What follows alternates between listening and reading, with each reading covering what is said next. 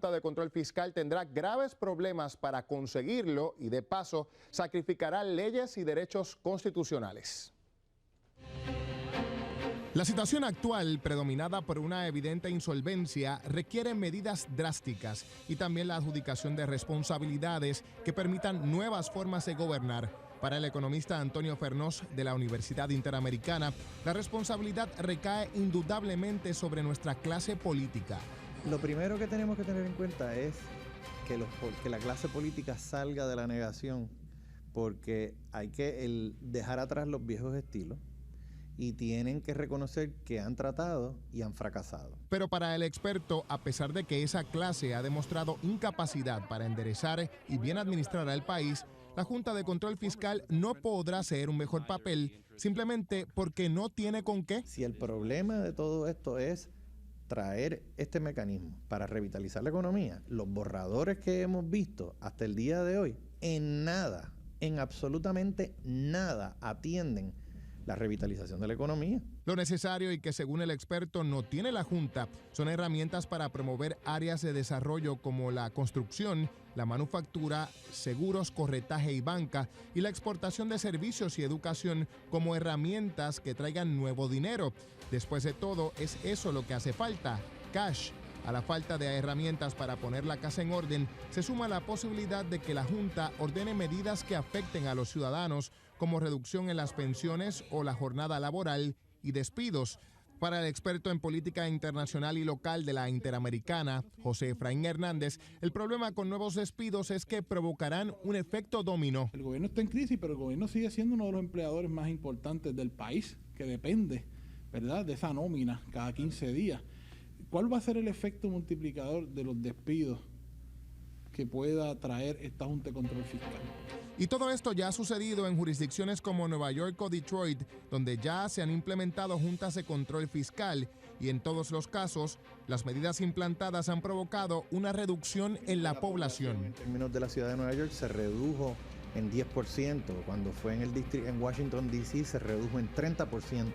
Desde que se ha establecido estos controles en la ciudad de Detroit, la ciudad de Detroit ha perdido el 62% de la población. A estos efectos, el profesor Hernández anticipa que una junta tal y como propuesta conllevaría más de 30 violaciones a la Constitución, usurpación de poderes a las ramas de gobierno y derechos humanos. Según insistió, si todo madura como pinta, el país debe acudir a organismos internacionales para denunciar la imposición de mecanismos administrativos abiertamente coloniales y repudiados por el derecho internacional. Y ahora nos acompaña aquí en los estudios Zulmarí Urrutia del Colegio de Contadores Públicos Autorizados. Buenas noches. Saludos. Y Rubén Piñero del Centro Unido de Detallistas. Buenas noches. Muy buenas noches. ¿La Junta es un mal necesario? Sí, es un mal necesario, pero tiene que tener unos componentes bien importantes de desarrollo económico. De la manera que nosotros lo vemos, es que son tres puntas de un triángulo. Tiene que tener los elementos relacionados a la deuda, que son como si fueran dos puntitos adicionales, son la reestructuración y la moratoria. Obviamente, como son componentes relacionados similares a la quiebra, entonces tenemos que aceptar algún tipo de supervisión y tiene que tener elementos de desarrollo económico, porque si la economía no está lo suficientemente robusta como para crecer por encima de la deuda, vamos a estar de vuelta encima. ¿Y por qué nosotros mismos no elaboramos un plan de desarrollo económico? Claro Queremos que sí. que Washington nos supervise, más nos resuelve el problema de desarrollo económico. Totalmente de acuerdo con usted. ¿Qué cree usted que ha pasado con nuestra clase política que no ha podido estructurar ese plan del que todo el mundo habla hoy, pero nunca se estructuró?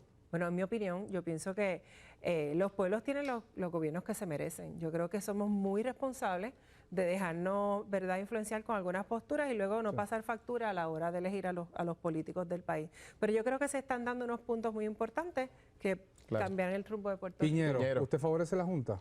Mira, la Junta es la respuesta que tiene el gobierno federal para llevar los controles necesarios que el gobierno de Puerto Rico no ha tenido la voluntad de ejercer por muchos años.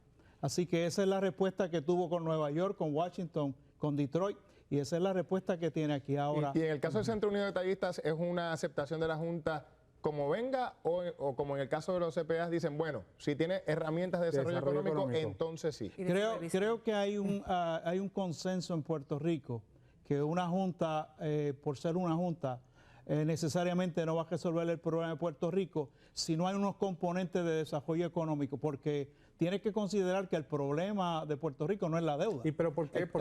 El problema de Puerto Rico ha sido la incapacidad de generar economía. Pero mire, usted representa a los pequeños y medianos comerciantes, y el marco legal que lo rige es un marco legal que puede ser legislado aquí.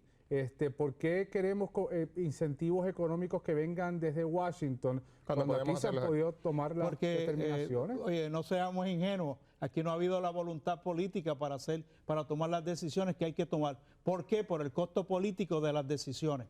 Y obviamente vamos a seguir, por una década estamos en esto. ¿Pero qué costo político? Si incentivar el desarrollo económico sería un costo positivo para los políticos. Es un costo positivo. ¿O es que hay una incapacidad de los políticos a elaborar un plan de desarrollo económico para el país? Es una combinación, Lenín. Es una combinación de la incapacidad que ha habido de no tener la visión de un programa económico sostenido en Puerto Rico y la incapacidad de hacer los arreglos económicos necesarios para reducir los gastos del gobierno. El problema no es precisamente el elemento político partidista, porque hemos visto a lo largo de la historia del país que se han desarrollado instrumentos de desarrollo económico a largo plazo, ¿verdad? Plan como Puerto Rico 2025 y otros planes que se hacen bajo una administración, llega la próxima, coge el plan que costó 2 millones y lo echó a la basura y hace su propia receta. Esa falta de continuidad. Lo triste es que cuando hacen unos análisis de lo que han sido las recomendaciones a lo largo de todos estos años, hay unos elementos que siempre están. Claro. Lo triste es que no se pone en operación. El planteamiento aquí es que si hay un tipo de supervisión, nos parece que debe ser una supervisión que añada valor a los procesos de administración de Puerto Rico. ¿Y cómo se hace eso? Pues, por ejemplo, si hay un presupuesto que se le presenta a la Junta, porque si es que va a venir la Junta, si hay un presupuesto que se le presenta, pues que la Junta diga, caramba, los ingresos están sobreestimados, no se están tomando en consideración estas cosas, o los gastos están subestimados porque tenemos de esta situación. Ustedes son el Colegio de Contadores Públicos Autorizados. Hemos visto a la academia aquí hablar. ¿Por qué el gobierno no recurre a ustedes para resolver localmente las finanzas? Van a haber sorpresas. ¿Qué tipo de Próximamente vamos a hacer unos análisis. ¿Están conversando? Estamos haciendo unos análisis y hay unas resoluciones que vamos a anunciar próximamente. Porque es un problema se ha gastado más de lo que se recauda. Eso es un problema básico, ¿no? Claro. Lo que puedo decir en el manejo de las finanzas. Lo que puedo decir en este momento es que el Colegio de Contadores Públicos Autorizados, como han podido ver, ha tenido un rol muchísimo más activo en las discusiones de asuntos económicos del país y va a continuar siendo de esa manera. Pero ¿lo ha tenido o no ha llegado tarde ese asesoramiento? Ha sido un asesoramiento un poco reactivo y va a cambiar. Va a cambiar. Va a cambiar pronto. Va a cambiar. Va a cambiar. ¿Estamos a tiempo para el cambio? Estamos a tiempo. Bueno, lamentablemente hay situaciones que, ¿verdad?, la necesidad es la madre de la inventiva. ¿Usted no cree que el efecto de una Junta de Control Fiscal tenga el efecto inmediato de que sigan cerrando pequeños y medianos comercios? A la luz de lo que pasó en otras jurisdicciones. Sí, va a haber una... Definitivamente, Puerto Rico va a tener que pagar el costo de lo que va a suceder. Y especialmente el pequeño y mediano comerciante se va a ver afectado, igual que la población pobre. La emigración, el éxodo de puertorriqueños va a seguir incrementando. ¿Y ese precio estamos dispuestos a pagarlo? Claro. Bueno, ese precio hay que evaluar si se puede pagar o no. Por eso es que nosotros estamos tratando de que ese proyecto se enmiende para que incluya unas características específicas de forma tal que el costo social de esa junta no sea tan grave que lo que crea un desastre mayor que lo que ¿Ustedes han evaluado en su organización el efecto sobre estos pequeños y medianos comercios con este primer embate? Lo hemos evaluado y no únicamente nosotros, sino que tenemos la gran mayoría de todas las cámaras hispanas en Estados Unidos apoyándonos, igual que en octubre hubo una resolución de todos los países que estuvieron en el Congreso. En Puerto Rico que están apoyándonos también. Muchas gracias. Muchas gracias a ambos. Gracias a ustedes. Rubén Piñero del Centro Unido de Detallistas, Sulmarí Urrutia del Colegio de Contadores Públicos Autorizados.